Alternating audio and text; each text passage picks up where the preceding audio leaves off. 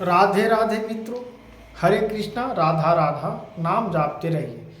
आज हम दुखों का विनाश एवं परमानंद की प्राप्ति के लिए हम आप लोग को एक कथा में रख रहे हैं कि संसार में कौन दुखी है और कौन सुखी है। आप सोच लीजिए, मनुष्य तन जीवन में संसार में देखो तो सभी पदार्थों में दुख है। संसार में देख लीजिए तो सारे पदार्थों में दुख है। कोई राजा हो या महाराजा हो, उससे भी पूछिए तो कहेगा कि नहीं, हमको दुख है। सुख कहाँ है? इस सुख के लिए जीवन हम कहाँ लगाएं? तो सुख और दुख के बारे में समझिए मित्रों कि हम सुख कहाँ प्राप्त कर सकते हैं। दुख के बारे में तो जान रहे हैं, लेकिन सुख कहाँ मिलता है? मोल मिलती है कि पैसा से मिलती है? इसका वर्णन समझिए कथाओं में, तब समझ में आएगा मित्रों कि सुख और दुख में अंतर क्या है। संसार में देखो तो सभी पदार्थों में दुख है।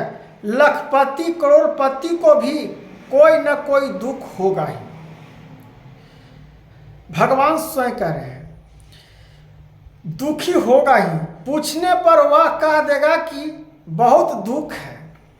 पूछने पर तो कहेगा कि बहुत दुख है। ठीक है, आपको महल है, पैसा है, फिर भी दुख क्यों है? इसका प्रश्न उठती है ना। इसका जवाब है मित्रों, उत्तर भी है, मिल जाएगा, सुनिए ध्यान लगाकर। दुखी होगा कि पूछने पर वह कह देगा कि बहुत दुख है। इसी प्रकार राजा के पास भी यही बात है।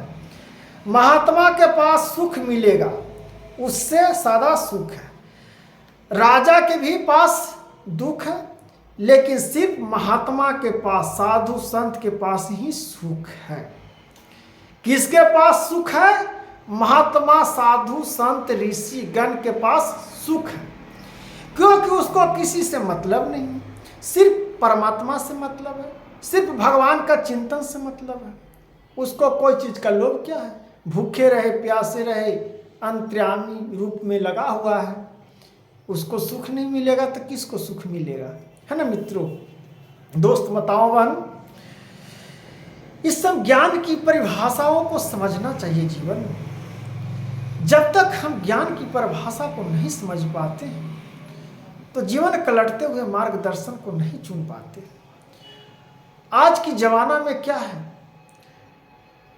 हर प्रकार से भक्ति को सुनना और समझना किसी को शरीर में नोचनी की तरह, खुजली की तरह होने लगती है। और वह अनर्गल बात सुनने के लिए बोलिए तो उसमें ठठा ठठा के हंसना प्रारंभ कर देते हैं हर मनुष्य। इसी प्रकार से तो दुख की कारण है, यह दुख की महिमा है। इसलिए जहां सुख है, जहां दुख है, इसका अनुभव हर मनुष्य करना चाहिए। यह जीवन का परमात्मा है। तब यहाँ पर भगवान कहते हैं सादा सुख है। महात्मा, साधु, सादा ही सुख है। ऐसा व्यक्ति मिलते हैं। यहाँ पर थोड़ा सा दोहा आ गया है मित्रों, कह देते हैं सादा दीपावली संकेत आठवां प्रहर आनंदम। इसका आनंद, जैसे दीपावली मनाते हैं आनंद है, उसी प्रकार के हम संत आठवां प्रहर आनंद है। संत लोग अपना परमात्मा में हर प्रकार से पर्व हो, या दीपावली हो, चाहे होली हो, चाहे कुछ भी हो, सब अपना परमात्मा स्वयं अपने में साधु महात्मा लगे हुए रहते हैं। इसलिए उनको सुख दुख की सामना प्राप्ति नहीं होती है, क्योंकि लालच ही नहीं होती है। ऐसा व्यक्ति मिले जिन्हें दुख नहीं है। ऐसा कोई व्यक्ति है कि जिन्हें दुख नहीं है? हाँ, अतः हमें भी दुख के विनाश है। परमानंद की प्राप्ति के लिए चेष्टा करनी चाहिए। इसके लिए शास्त्रों में उपाय बताए गए हैं। इसके लिए शास्त्र में, वेद पुराणों में उपाय बताए गए हैं। इस वेद पुराण से आप समझिएगा तो स्वयं प्राप्त हो जाइएगा।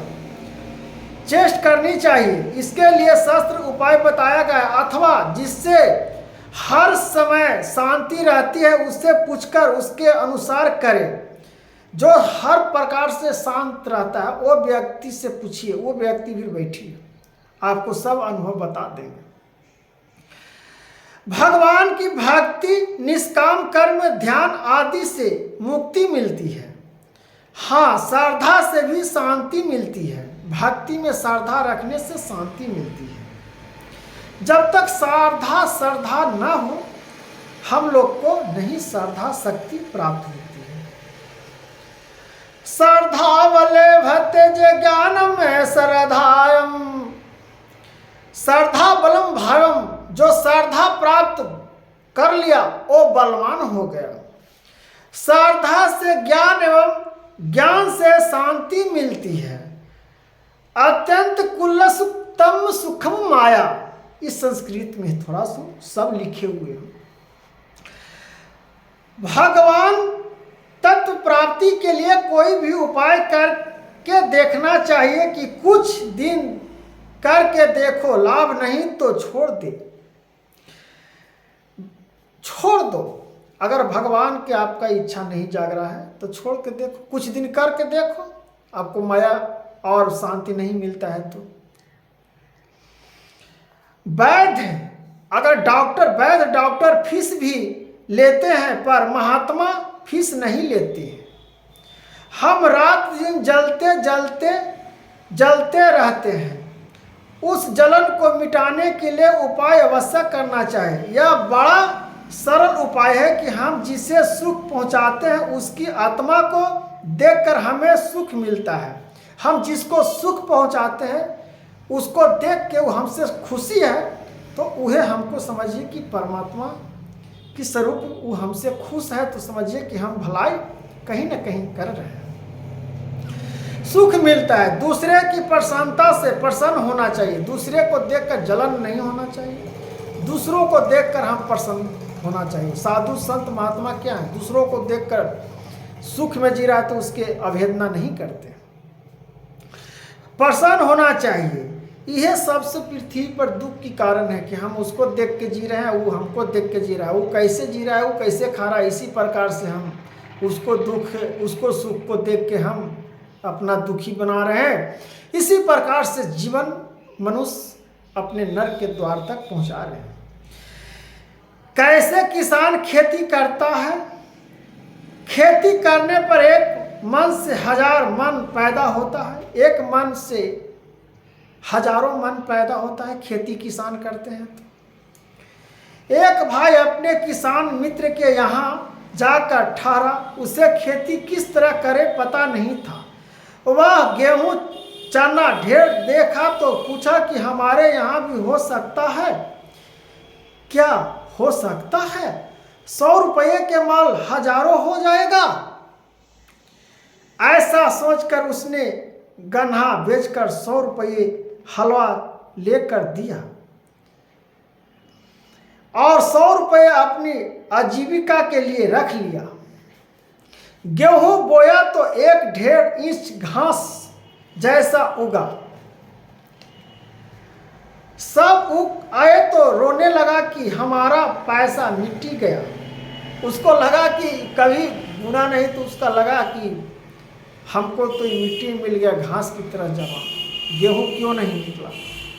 पहले भक्ति तब न सुखी, तब न परमात्मा मिलेगा। पहले ही तो नहीं, तुरंते बोते हुए तो नहीं मिल जाएगा ना। वो मिट्टी में गया। दूसरों से कहा कि घास ही घास हो गया।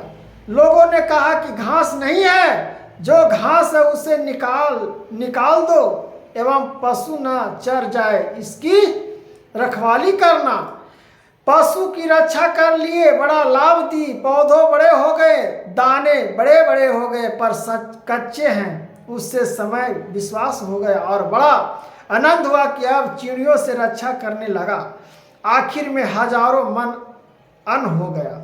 फिर उसी किसान को समझ में आ गया कि आज हम बोए, फिर उसको घास समझ रहे थे, जो पका हुआ नहीं था वो फिर पका, फिर चिड़ियों से बचाया, फिर देखिए गेहूं काटा। उसी प्रकार से हम भक्ति में फसल लगाते हैं तो हम लोग इस सब भगवान समझा रहे हैं कि फसल कैसे उपजाते हैं, कैसे भक्ति करनी चाहिए, कैसे निष्ठ भाव से किसी व्यक्ति के सामने बैठना चाहिए, किसको निष्ठ भाव से मदद करनी चाहिए। ये सब हम लोग परमात्मा से सीखते हैं। इसलिए परमात्मा हम लोग के हर तत्व से तोड़ जोड़ को हम लोग को समझाए हैं। मन आनंद हो गया, उसका मन आनंद हो गया किसान को।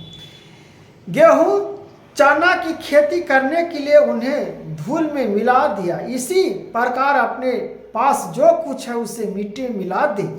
आप परमात्मा की प्राप्ति के साधना में इतने तत्पर हो जाओ कि ऐसा आराम और सुख वाली अब वस्तुओं को मिट्टी में मिला दो।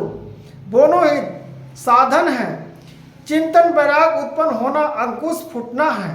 घास का बड़ा होना, इस प्रकार से घास का बड़ा होना उपरीत है। उसके बाद धान हुआ, यानी धान हुआ। धान पकने पर परमात्मा की प्राप्ति हो जाती है। इसीलिए भगवान ने कहा है, हे अर्जुन, तत्वों को जानने वाले ज्ञानी जन इस शरीर को क्षेत्र तथा इसको जो जानता है उसे क्षेत्र कहते हैं। उससे जो जानता है क्षेत्र कहते हैं। यह शरीर खेत है, इसे खेत को जानने वाले आत्मा क्षेत्र ज्ञा है। खेत में जैसा बीज बोया जाता है वैसा ही फल होता है। आराम बोने पर आराम, बुलबुल बोलने पर पैदा बुलबुल होता है। आराम बोने पर आराम ही पैदा होगा ना। बुलबुल पैदा होने पर अंततः ऐसा फल बोना चाहिए जिसके फल सुख हो जाए। बुराई कर्म करता है वह दुखी रहता है। प्रभु की आज्ञा पालन से सुख शांति मिलती है। प्रभु की आज्ञा पालन करने से सुख शांति मिलती है। सद्गुण सदाचार पालन और ईश्वर की प्राप्ति, ईश्वर की भक्ति करनी चाहिए। उत्तम काम फल उत्तम ही होगा। इस संसार में बढ़कर अनंत महात्मा और उससे बढ़कर कोई परमात्मा नहीं है। इससे आप समझ गए होंगे मित्रों। तो राधे राधे, हरे कृष्णा।